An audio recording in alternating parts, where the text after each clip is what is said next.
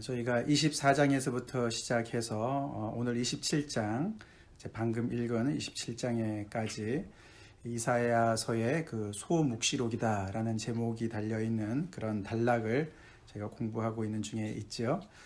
지난주에 말씀드린 대로 그 묵시문학의 특징이라는 것은 현실이 너무나 이제 정말 죄로 관영해서 마치 하나님께서 물로 심판하시기 전에 그 노아의 시대와 비슷하게, 그래서 하나님께서 정말 초자연적으로 개입하셔서 인간의 역사에 개입하셔서 모든 것을 바로 잡으시는 이제 그런 그 필요가 있는 상황에 이제 이렇게 이야기가 진전이 되는 그런 말씀이죠. 네, 그래서 묵시록의 특징은 현재 그런 기존 질서가 정말 어떻게 하나님 앞에서 정말 심판을 받게 되고, 그리고 그런 가운데 정말 벌받는 자들이 있는가 하면 또 그런 가운데서도 끝까지 믿음을 지키고 하나님을 신뢰했던 그 사람들 하나님께서 구원하시는, 신원하시는 그런 이야기들이 함께 진행이 되면서, 사실은 이제 그것이 어떤 역사, 인간의 어떤 역사를 어떻게 보면 이렇게 넘어서는 그 역사의 그 뒤안길을 보게 하는, 그래서 시간적으로 보면은 정말 종말을 얘기하죠. 그래서 인간 역사의 마지막 부분을, 그래서 시간적으로 어떻게 보면 이렇게 수직적인, 수평적인 그런 것도 이렇게 보면은 초월성이 있고요. 또 이제 이 수직적으로도 보면은 우리가 보는 세계뿐만 아니라 보이지 않는 세계. 그래서 보이는 세계에서의 악들이 많이 있습니다. 그죠? 악한 세력들이 있고, 악한 나라들이 있고, 하나님의 나라를 대적하는 바로라든가 아니면 아수르의 그런 왕들이라든가 바벨론의 왕들이다, 이런 어떤 구체적인 세력들이 있지만, 그것만 있는 것이 아니라 우리가 24장부터 시작된 그 열방의 열방을 향한 심판 이상을 넘어서는 그런 어떤 그 악의 상징을, 악의 세력을 전체적으로 이제 이야기하면서 눈에 보이지 않는 세계까지, 정말 모든 그 악의 근원까지도 다 이제 하나님께서 다루시기 위해서, 그런 예를 들어서 정말 뭐라 그럴까요? 천사라든가 악마라든가, 또는 정말 하늘의 어떤 하나님의 성소라든가 아니면 음부라든가, 이제 오늘 이제 본문의 27장 1절에 보면은 이제 결국에는 이제 리워야단이라고 나오는 그런 정말 어떻게 보면은 하나님을 대적하는 세력의 그 어떤 마지막 사단을 상징한다고도 볼 수 있는 그런 어둠의 세력까지 이제 등장을 하게 됩니다. 그래서 묵시록에는 이제 그런 많은 그런 상징적인 그런 표현들이 나오게 되고, 결국에는 눈에 보이는 악뿐만 아니라 그 눈에 보이는 악을 가능케 하는 또 조종하는 배후 세력, 정말 공중 권세 잡은 자라고 신약에서는 표현하는데, 그런 모든 세력까지도 하나님께서 다 이제 벌하시는, 그래서 모든 것을 이제 당신의 통치를 완전히 이루시는 이제 이런 이야기들이 펼쳐지는 것이죠.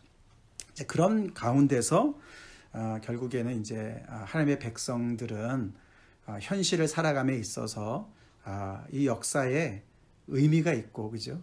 또 목적이 있고, 끝이 있고, 하나님께서 컨트롤하고 계신다는 어떤 그런 분명한 그 말씀이 위로가 됐겠죠, 그죠? 위로가 됐을 것이고, 그래서 오늘도 하나님의 그 약속을 붙잡고 믿음을 지키면서 버티는 그런 힘을 얻게 되는 것이죠. 그게 이제 묵시문학의 특징이 되는 것입니다. 그래서 그들은 이제 계속 우리가 특별히 지난 26장 잠깐 보면은 어려운 중에도 신의를 지키는, 그죠? 하나님께 정말 그 믿음을 계속 지키고 하나님을 신뢰하는 그런 믿음을 계속 가지게 되는, 지난주에 우리가 주일에 살펴봤던 하박국 선지자도 결국은 비슷한 거죠. 그렇게 정말 힘들었지만 기도하면서 하나님께서 말씀하시는 응답을 받으면서, 너무 엄청난 이야기지만 그래도 정말 주의 일이 수년 내에 부흥케 하기를 원합니다. 근데 우리는 비록 이렇게 망할 수 있어도 하나님의 선하신 뜻이 이루어져서 정말 하나님의 나라가 도래하기를 간절히 소원하는 이제 그런 믿음의 모습을 보게 되는 것이죠. 그래서 오늘 27장은 이제 소묵시록의 이제 마지막 결론 부분인데, 이 이사야서의 특징이 또 다시 나타나는데, 하나님의 심판의 내용과 또 하나님의 구원의 내용이 같이 나오죠.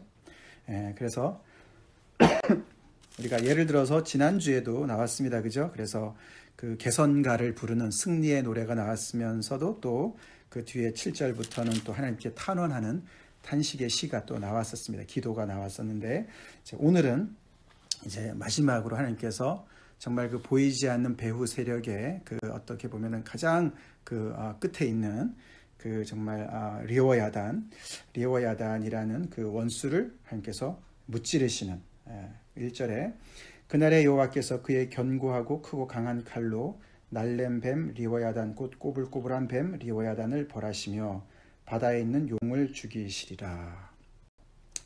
리워야단이라는 이 이제 표현이 성경에 여러 군데에 나옵니다.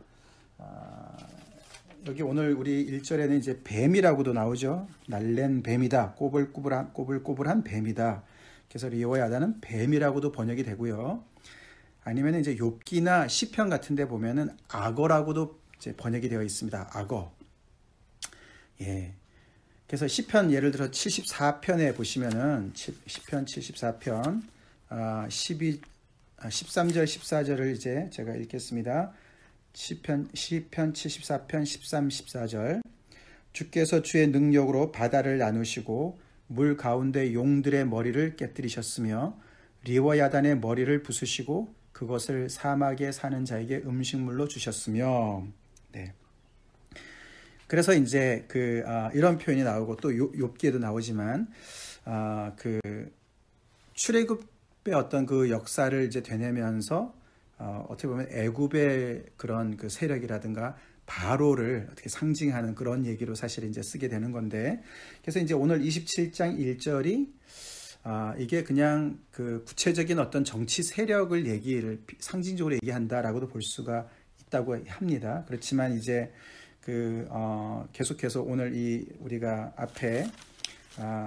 앞에서 이제 봤지만서도 묵시록에서는 어떤 특정한 그 나라나 도시 이름이 나오지 않죠. 그죠? 일반적인 그냥 예를 들어서 지난 26장에 보면은 소순성을 헐어서 땅에 엎으시겠다. 소순성이다. 아니면은 그 25장에는 견고한 성읍들, 포악한 나라들의 성읍들, 그렇게 이제 그냥 그렇게 표현을 하죠. 그래서 악의 어떤 총체적인 세력들을 이렇게 나타내는 건데, 그래서 이제 이 리워야단도 그냥 바로나 애굽의 어떤 그 이상의 어떤 그런 어떤 다른 존재, 영적인 어떤 존재를 얘기한다라고도 충분히 볼 수가 있습니다. 그리고 이제 1장급도 다시 리워야단뿐만 아니라 그게 바다에 있는 용이라고도 표현했죠. 용. 그 용이라는 단어도 성경에 여러 곳에 나옵니다. 욥기 7장 12절에 바다 괴물이다 이런 표현이 나오고요. 예레미야 51장에는 큰 뱀이다. 네, 큰 뱀이다. 자, 이게 이제 성경에 이렇게 여러 가지 다른 표현을 이렇게 번역이 많이 되어 있어요. 이런 단어들이. 이제 그만큼 그 이제 정체가 약간 좀 불분명한 거예요. 예? 그 이제 성경에서. 그리고 사실은 또 이제 굉장히 흥미로운 사실은 이 리워야단이라든가 아니면 용이라는 이런 또 이제 라합이라고도 표현합니다. 라합. 그런 거 읽어보신 분 계실 텐데 그런 것들이 그 고대 근동 지방의 그 신화에 등장을 하는 거예요. 네, 그런 이제 존재들이 그래서 이제 신화에 등장을 해서 이제 마치 이제 어떤 선한 세력과 악한 세력의 어떤 그런 싸움에서 그 악한 세력들을 이제 이 선한 이제 어떤 그 이제 세력이 이제 응징하는 뭐 이제 이런 얘기랑 약간 비슷한 부분도 많이 있습니다. 자, 근데 이제 그런 것을 이제 이 성경에서는 이제 굉장히 이제 그 하나님 중심으로 하나님께서 이 모든 악의 총체적인 세력을 완전히 이제 응징하는 것으로 얘기를 하고요. 이 성경은 또 이제 그 특별한 게 이제 그 리워야단 이제 이제 그런 그것이 하나님께서 지은 피조물로 얘기를 합니다. 그냥 생긴 것이 아니고, 그러니까 이 하나님께서 지은 피조물인데 또 하나님을 대적하는 세력으로 나오는 거예요. 그래서 이 양쪽이 같이 나옵니다. 그래서 이제 굉장히 좀 그 정체가 애매해요. 그렇지만 이제 이것이 이제 우리가 뭐 요한계시록에도 나오고 그러지 않습니까? 그래서 그 하나님께서 새 하늘과 새 땅을 이제 창조하실 때에 바다는 없어졌다. 바다는 보이지 않더라. 특히 이제 성경에서 바다와 바다에서 나오는 짐승들, 바다의 용 이런 모든 것들은 다 이제 그 무질서, 하나님의 창조를 이제 위협하는, 하나님의 창조 질서를 위협하는 그런 어둠의 세력들로 이제 이렇게 상징이 되거든요. 그래서 이것이 이제 진짜 어떤 그런 정치 세력이든 아니면은 상징적인 어떤 그런 어둠의 세력이든 하나님께서 마치 전사가 되어서 워리어가 되셔서 그 강하고 크고 강한 칼로 그 리오야단을 이제 벌하시는 거예요. 이제 무찌르시는 거예요. 완전히 죽이시는 그런 일을 이제 하실 것이다.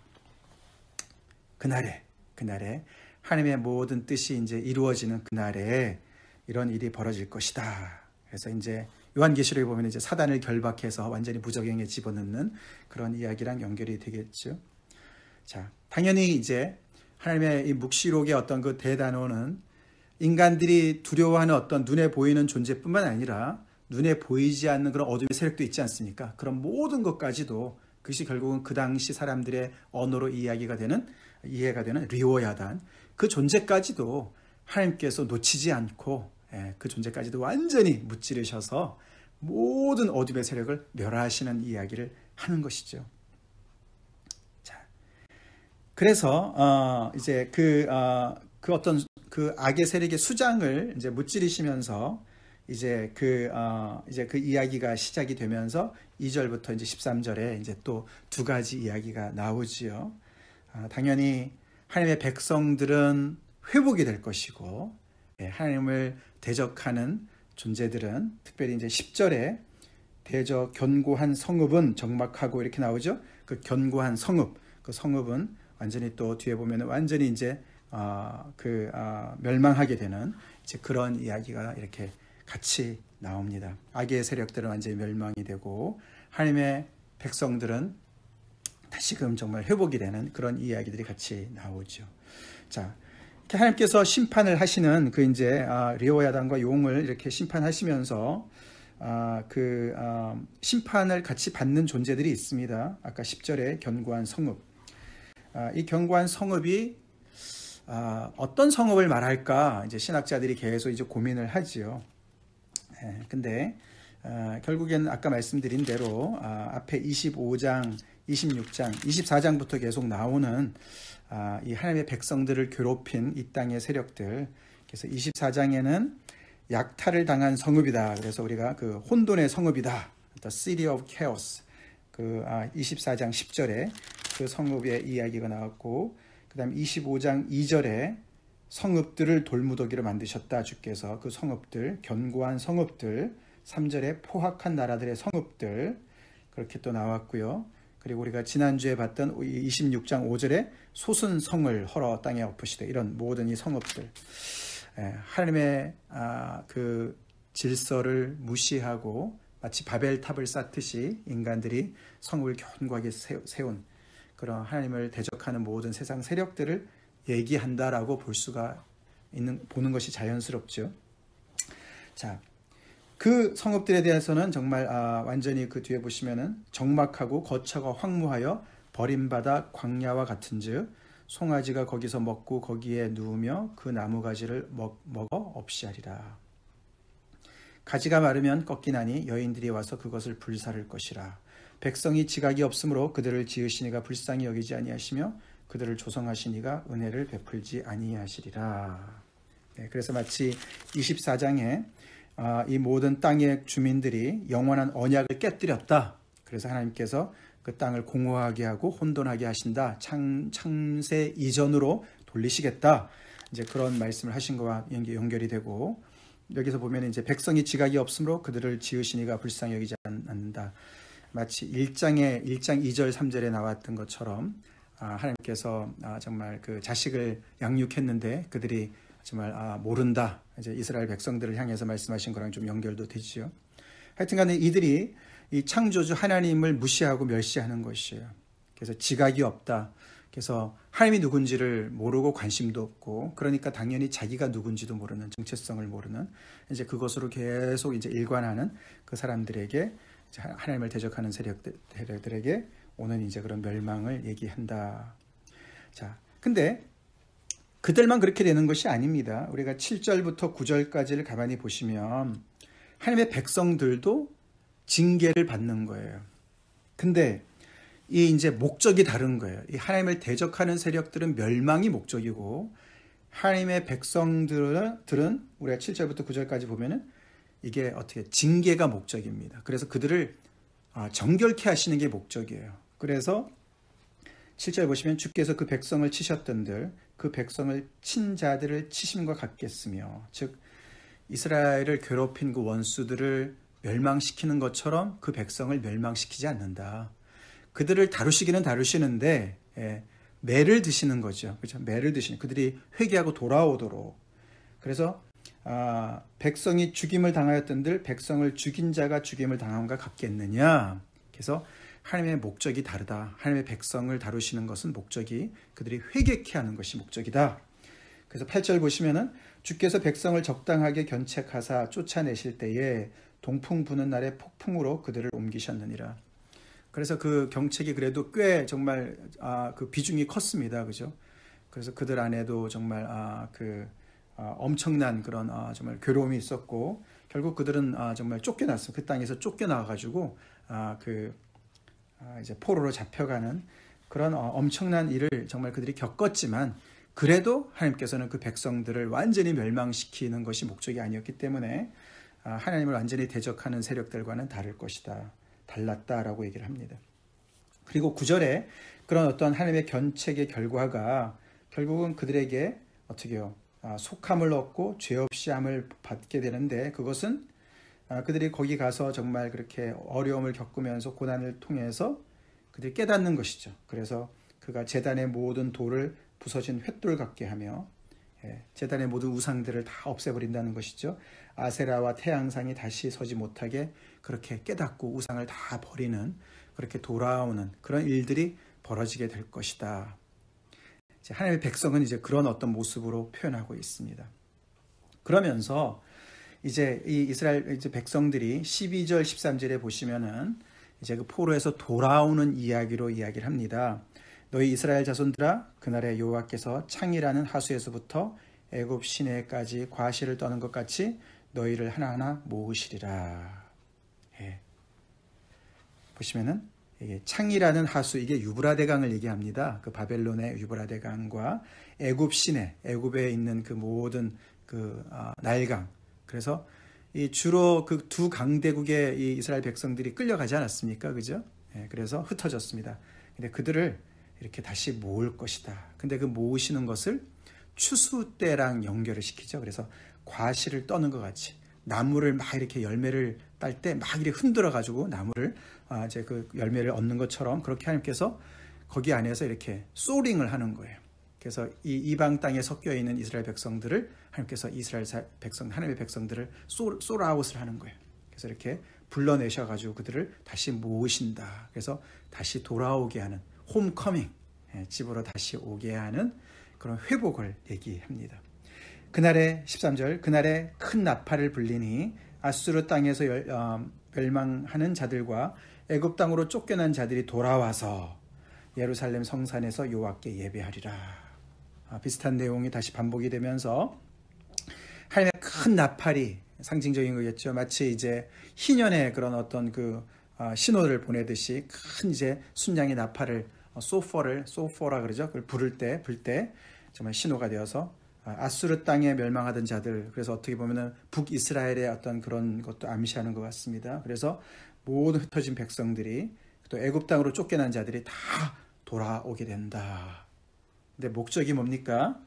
예루살렘 성산에서 여호와께 예배하려고, 하나님의 예배하는 백성으로 돌아오게 될 것이다 라고 이야기를 합니다. 이제 그런 회복의 이야기가 사실 2절부터 6절은 조금 더 다른 그런 더 정말 이렇게 모습으로 회복의 이야기가 더 이제 강화되는 건데, 제가 일부러 이렇게 순서대로 설명을 드리는 거예요. 자, 2절부터 6절까지는 그날에 너희는 아름다운 포도원을 두고 노래를 부를지어다. 그래서 이들이 돌아와서 아름다운 포도원으로 정말 이렇게 쫙 이제 거기서 자리를 잡는 거예요. 우리 그 이사야서 5장에서 그죠? 그 포도원의 노래가 있었지 않습니까? 기억하시죠?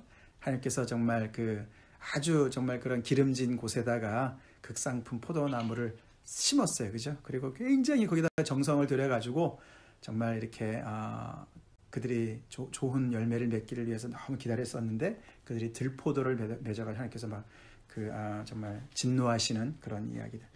그 이야기는 사랑의 노래로 출발했다가 굉장히 하나님의 진노로 끝났는데 이 오늘 27장 2절부터 6절은 같은 포도원의 노래이긴 한데 이것은 끝까지 하나님의 진노가 나타나지 않고 하나님의 평강으로 끝납니다. 그러니까 이제 이유가 뭐냐면은 여기 보시면은 아름다운 포도원을 그게 아름다운 포도원이 되온 이유가 3절에 보시면은 여호와께서 포도원 지기가 되신다는 거예요.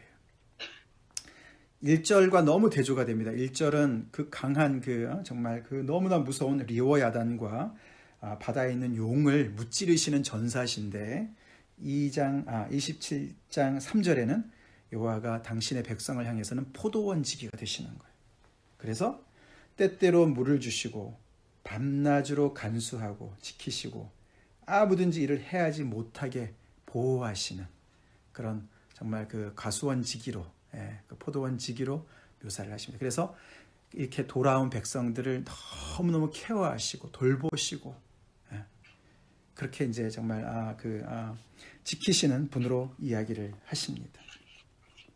왜냐하면 4절에 보시면은 나는 포도원에 대하여 노함이 없다. 하나님의 진노가 이제는 다 사라졌기 때문에. 왜요? 왜 사라졌습니까? 하나님께서 그 진노를 부으셨습니다. 그죠? 하나님의 백성들에게 징계를 하셨습니다. 그리고 세상을 향해서도 진노를 퍼부으셨습니다. 그래서 하나님의 그 모든 정의를 실현하셨기 때문에 더 이상 하나님께서는 노함이 없으셔서 그 wrath가 다 이제는 정말 이제 다 사라졌기 때문에 그렇기 때문에 하나님께서 이제 그들을 그렇게 돌보시는 거예요. 그러니까 확실히 이제 묵시록의 특징이죠, 그죠? 그래서 하나님의 나라가 온전히 임한 모습을 드러내는 거죠. 그래서 찔레와 가시가 나를 대적하여 싸운다 하자. 그런다 할지라도 내가 그것을 밟고 모아 불사르리라.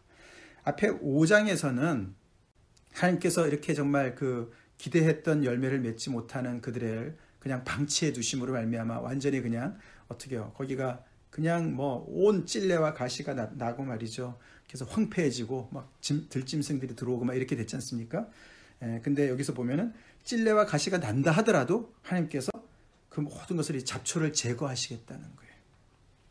그렇게 지켜주시겠다는 거예요.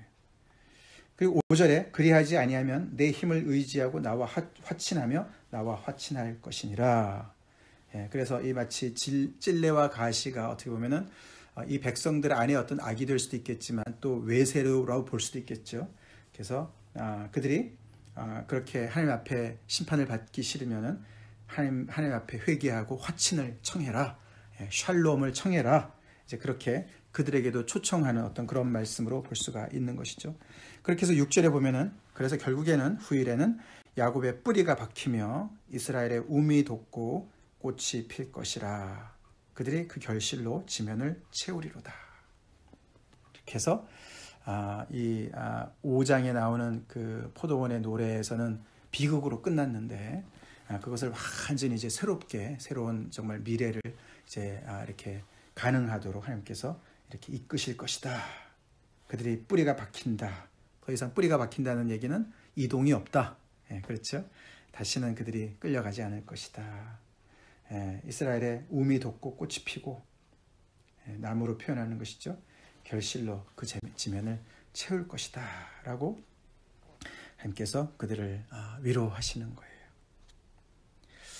자, 그래서 이렇게 어떻게 보면 이제 논리적인 순서로 제가 이렇게 왔다 갔다 하면서 설명을 드렸는데 이것이 이제 하나님께서 혼돈 가운데 있는 어떻게 보면 고난 가운데 있는 당신의 백성들을 위로하시는 하나님의 말씀인 것이죠. 그래서 지금 현재는 너무나 힘들고 어렵지만 그리고 두려움에 사로잡혀 있지만 그러나 하나님께서 이렇게 분명한 뜻을 가지시고 그 미래를 향해서 일하실 거기 때문에 그리고 그 날이 올 거기 때문에 너희들은 두려움에서 벗어나서 정말 이 하나님의 백성의 그 정말 자리를 지켜라. 이 하나님을 온전히 신뢰하고 끝까지 신뢰하고 의지하고 그 가운데서 정말 신의를 지켜야 된다라고 그들을 이제 독려하시는 것이죠. 이 말씀이 우리에게도 위로가 되길 간절히 기도합니다. 아멘. 네, 위로가 되지요. 정말 그래서 참된 그 부활 신앙, 우리가 지난 26장에서도 정말 죽은 자들이 살아나고 그들의 시체들은 일어나리라, 티끌에 누운 자들아 너희는 깨어 노래하라, 그 말씀 우리가 봤는데요. 그래서 참된 부활 신앙이라는 것은 이런 정말 도전과 어려움 속에서 그냥 그 동굴에 숨어 있는 것이 아니고요. 그게 아니고 이런 소망 가운데서 정말 그 현실에 많은 도전과 어려움이 있지만서도 그런 세상의 어떤 세력과 가치관과 계속 저항하면서 싸우면서 부활의 소망을 의지하고 끝까지 그 믿음을 지키는 그런 굉장히 아주 긍정적이고 적극적인 그런 태도를 이야기하는 것입니다. 하나님께서 이렇게 이루실 그 날을 정말 우리가 바라보고, 또 당연히 정말 우리 이 땅에서 그 우리가 해야 될 감당할 일이 있지만요, 우리는 또 특별히 이제 이 부활 이 너머에 살고 있는 우리 예수 그리스도의 군사들이고 제자들입니다. 우리 고린도전서 이제 시작이 됐고요. 오늘 아침에도 잠깐 말씀을 드렸지만 그 십자가 사건이 결국은 여기서 계속 이야기하는 그날의 그 종말의 이야기랑 굉장히 연결이 돼 있다는 것을 우리가 잊지 말아야 됩니다. 예수님의 그 개인의 인생 속에, 그 메시아의 인생 속에 부활이 이루어진 걸 우리는 믿는 사람들 아닙니까? 그렇죠? 부활이라는 것이 온전히 모든 사람들이 같이 부활할 날이 오겠지만, 구약에서는 그것이 하루인 줄 알았어요. 딱 그날이 딱 하루인 줄 알았는데, 정말 정작 하나님의 뜻이 펼쳐져 보니 예수님이 먼저 부활하신 거예요. 부활하셔서 그 모든 메시아가 먼저 모든 것을 다 그 고난도 겪으시고 죽음도 통과하셔서 부활을 성취해 놓으셔서, 그래서 이미 세상의 모든 기존 질서들이 다 완전히 그 힘을 잃고 정말 그 권세를 다 잃게 만드셨다는 것이죠. 그래서 세상의 지혜라든가 세상의 그 권세, 힘이라든가 이런 모든 것들의 그 정말 정의를 새롭게 하셔서 십자가를 통과해서 들어온 그런 하나님의 백성들은 이미 그 안에서 하나님의 통치를 받으면서 하나님의 나라를 정말 맛보면서 우리의 그런 그 기준, 가치관의 기준이 완전히 정말 뒤바뀐, 그래서 정말 천국 시민으로서 지혜도 십자가를 우리의 지혜로 삼고, 능력도 십자가를 우리의 능력으로 삼고, 그렇게 우리가 이 땅에서 미리 그 하나님의 나라의 모든 그 덕목을 앞당겨 가지고 우리로 하여금 이 땅에 살게끔 하시지 않았습니까? 그래서 이제 물론 이제 이사야서 말씀을 제가 공부하면서 일부러 제가 신약 이야기를 많이 안 하는데요. 왜냐하면은 이제 구약 말씀을 그대로 거기에 맞춰서 보려고 하기 때문에. 그러나 오늘은 이제 우리가 묵시록의 마지막 부분이기 때문에 그 소리가 좀 더 적용해 볼 때 그렇다는 것이. 그래서 우리는 이미 이 그날에 살고 있는 사람들인 것을 우리 믿어야 됩니다. 아멘. 물론 우리 주님께서 다시 오실 날이 분명히 있지요. 그런데 우리의 그 모든 그 부활의 어떤 능력과 권세를 미래형으로만 놔둘 것이 아닙니다. 아니고요. 우리에게 이미 주신 그런 놀라운 십자가의 능력으로 우리는 오늘 이 땅에서 우리가 살면서 정말 내 안에 있는, 또 우리 바깥에 있는 모든 세상의 악한 세력들을 정말 대적해서 살아갈 능력을 하나님께서 주시는 거예요. 성령의 능력으로 주시는 겁니다. 그래서 우리의 소망은 굉장히 적극적인 소망을 얘기하는 것이죠. 물론 우리가 하나님께 피한다. 우리 26장 그 앞 뒷부분 20절, 21절, 내 백성아 갈지어다. 내 밀실에 들어가서 내 문을 닫고 분노가 지나기까지 잠깐 숨을 지어다. 기다리라. 그렇게 얘기했습니다. 그 말은 하나님께서 일하실 때가 오는 것이죠. 하나님께서 온전히 모든 것을 통치하실 때가 오는데, 거기에 함께 우리도 전사가 되신 우리 예수 그리스도를 따라서 우리도 주님의 군병이 되어서, 군사가 되어서 함께 영적인 싸움을 싸워야 된다는 사실을 우리가 잊지 말아야 됩니다. 아멘이십니까? 그것이 교회의 소명에 하나님께서 우리를 불러내셨어요. 거룩한 소명을 주시고 그래서 이 땅에서 구별된 그런 하나님의 백성들로서 세상의 어두움을 정말 사랑으로 빛으로 선한 능력으로 정말 계속 거기에서 버틸 뿐만 아니라 또한 거기에서 정말 확장해 나가는 하나님의 나라를 확장해 나가는 우리로 하나님께서 부르신 것이죠. 자, 그렇게 해서 오늘 이 말씀을 이렇게 살펴보고 마치겠습니다. 그리고 이제 앞으로 이제 28장부터 이제 그 또 다른 더 단락이 시작이 되는데 저희가 이제 사실 이 이사야서 말씀이 굉장히 어려운 부분이 많아요. 오늘도 사실은 주석마다 다 다르게 얘기해요. 그 정도로 이게 이제 어떻게 특별히 이제 이게 그렇게 어떤 특정한 어떤 그 나라를 아니면 도시를 이름을 이제 지칭하는 것이 아니기 때문에 어떻게 볼 것이냐, 문맥을 따져서 어떻게 볼 것이냐 여러 가지 어려움이 있지만은 그러나 이제 그 이렇게 디테일하게 들어갈 때 조금 여러분들도 좀 힘드실 수가 있는데 그래서 조금 더 이렇게 굵직굵직하게 좀 이렇게 또 살펴볼까 합니다. 그래서 계속 또 기대하시고 오늘 여기까지 하겠습니다.